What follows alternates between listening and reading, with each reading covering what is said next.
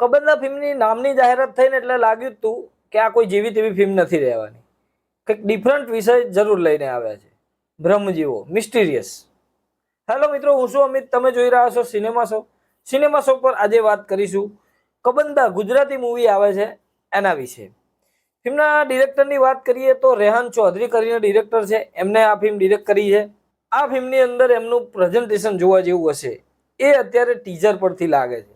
ફિલ્મની અંદર લીડ કલાકારોની વાત કરીએ તો તારજાની ભાડલા છે, શ્યામ નાયર પણ છે, બ્રિંદા ત્રિવેદી પણ છે, હેમાંગ શાહ પણ છે. ટીઝર જોઈને પહેલા તો લાગે છે ગુજરાતી ફિલ્મની અંદર અંધાધૂન જેવું કંઈક રંધાઈ રહ્યું છે. અહીંયા બધી વસ્તુ ક્લિયર નથી કરવામાં આવી, ટ્રેલરની અંદર વધારે ખબર પડશે, પણ અત્યારે એટલી જરૂર ખબર પડે છે કે ફિલ્મ કંઈક ગેમની આધારિત છે, કોઈ રમત છે, અથવા તો એને બળજબરીથી રમત રમાડવામાં આવે છે અને બ્રુટાલિટી આ ફિલ્મની અંદર દેખાઈ આવે છે. ટીઝરની અંદર જ કેચી વાળો સીન જોયો ને લાસ્ટની અંદર, હા લાસ્ટનો જે સીન છે સાવ જે મોં સળગતું હોય છે એ સીનમાં થોડા વીએફએક્સ દેખાઈ આવે છે, પણ વાંધો નથી, ગુજરાતી ફિલ્મના બજેટની આપણને ખબર જ હોય છે. પ્રેઝન્ટેશન સારું હોવું જોઈએ, બીજા ટેકનિકલ પાસાઓ ભૂલી પણ જવાશે. क्या बात है सर, क्या बात है सर, क्या बात, ये बात है. બીજીએમ સારું લાગે છે, સિનેમેટોગ્રાફી સારી લાગે છે, એક્ટિંગ અત્યારે જબરજસ્ત લાગે છે, ખાસ કરીને તારજાની ભાડલા, કેમ કે હમણાં જ મેં 1 મહિના પહેલા જ ડેની જીગર જોઈ, એટલે અંદાજ આવી જશે કે આ ફિલ્મની અંદર આ ટીઝરની અંદર એક્ટિંગ ઇમ્પ્રેસ જરૂર કરે છે.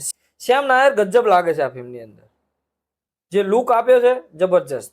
તારજાની ભાડલા અંધ બતાવવામાં આવ્યા છે, પણ હકીકતમાં ફિલ્મની અંદર અંધ છે કે નહીં એ જરૂર જાણવાનું રહેશે. બ્રિંદા ત્રિવેદીનો એક સીન બતાવવામાં આવે છે સિગરેટ પીતા, પોલીસના રોલમાં છે, ઇમ્પ્રેસિવ છે. એટલે ઓલ ઓવર આખું ટીઝર જોઈએ ને તો નવું પીરસવાનો પ્રયાસ તો જરૂર છે.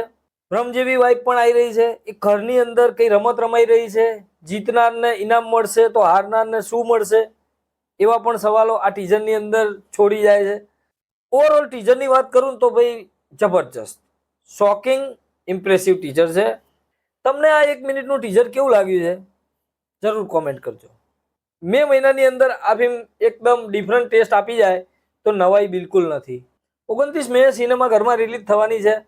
આગળ જોઈએ આ ફિલ્મ માટે કેવો માહોલ બને છે. મળીએ મિત્રો નેક્સ્ટ વિડીયોની અંદર નવી ફિલ્મો સાથે સિનેમા શો પર.